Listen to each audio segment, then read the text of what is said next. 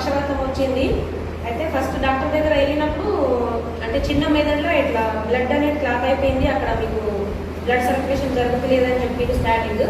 తర్వాత నెక్స్ట్ అప్పుడే మమ్మీ చెప్పింది హాస్పిటల్ వెళ్ళాలంటే అంటే మేము ఆలోచన నుంచి బయట వెళ్ళాలి అప్పటికి. అయితే ఇట్లా అనిత మేడం ద్వారా ఇంకొక జ్యోతి మేడం అని మాకు పరిచయం చేశారు. మేడం డెమో చెప్తారు, మీరు చూడండి వినండి అంటే మేము ముందు పట్టించుకోలే. నాకు ఎప్పుడైతే అవసరం వచ్చిందో అప్పుడు మేడంకి పిలిపించుకొని నాకు కావాలా మేడం హెల్త్ కోసం అంటే మేడం నాకు చెప్పారు. హెల్త్ కోసం నేను వాడినా ఎట్లయిందంటే నా మొహం మొత్తం వంకర పోయి నేలక కలుచుకొని రక్తం వచ్చే పరిస్థితి అట్లా కూడా అయింది అన్నమాట. ఆ పరిస్థితి ఒక 3 months నేను మన డోర్ అని బయటకు వెళ్ళలేకపోయినా. అట్లాంటి పరిస్థితి నుంచి నేను వెస్టీజ్ దయ వల్ల నిజంగా హ్యాండ్స్ ఆఫ్ వెస్టీజ్కి. ఎక్కడ లేదు ఇట్లాంటి ఆపర్చునిటీ. హెల్త్ నెక్స్ట్ మనకు డబ్బు ఏం కావాలి మనకు అసలు మనం ముందు మన హెల్త్ తర్వాత డబ్బు. ఫస్ట్ మనకు ఆయువు కావాలి కదా, ఆయువు తర్వాత నేను ఎంతైనా సంపాదించుకోవచ్చు. అదే నాకు కనెక్ట్ అయింది పాయింట్. నా హెల్త్ మంచిగా అయింది.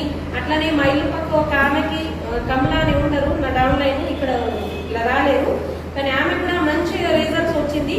ఆమె కూడా 2 months కంటిన్యూ వాడింది, మంచి రిజల్ట్ వచ్చింది. ఆమె కూడా చెప్పింది నాకు మంచి తగ్గింది.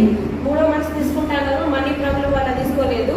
కాకపోతే ఆమెకి ఎట్లయిందంటే ఈ చెయ్యని పైన లేపలే, మన వెస్టేజ్ సప్లిమెంట్ వాడిన తర్వాత ఇట్లా పైకి లేస్తుంది.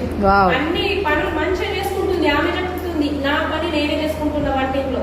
అంతకుముందు ఆమె ఇట్లా బట్టలు తినడానికి ఇంకొక అమ్మాయికి బాసలు తోమడానికి అట్లా పెట్టుకుంటుండే. ఆమె పనులు ఆమె సొంతంగా చేసుకుంటుంది. ఆమె నాకు చెప్పింది నేను ఐసీయూలో పెట్టినా కూడా నాకు ఇన్ని డబ్బులు పోయినాయి కానీ నాకు రిజల్ట్ రాలేదు, నీ సప్లిమెంట్ వల్ల మంచి రిజల్ట్ వచ్చింది, థ్యాంక్ యూ అని నాకు ఎప్పటికీ చెప్తానే ఉంటుంది. ఇల్లు పక్కనే ఉంటుంది.